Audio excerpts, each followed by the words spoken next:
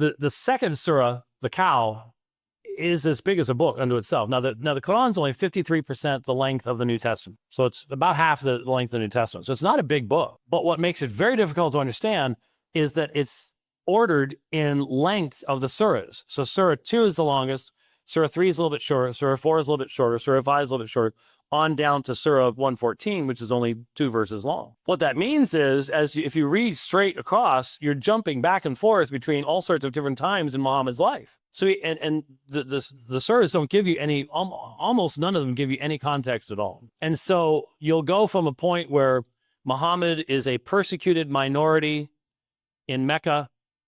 The Meccans wanted to kill him because he was preaching monotheism. Their money came from pilgrims coming to worship at the Kaaba, where there are 360 idols. And so if you say there's only one God and you're making your money from idols, they wanted to get rid of the guy. He was protected by his uncle Abu Talib. And then there was the Hijra, where he goes from Mecca to Medina. He becomes sort of the prophet there, and they take over the town, and then battles start taking place. And when he's a persecuted minority prophet, that's the sections of the Quran that talk about religious freedom and not forcing someone.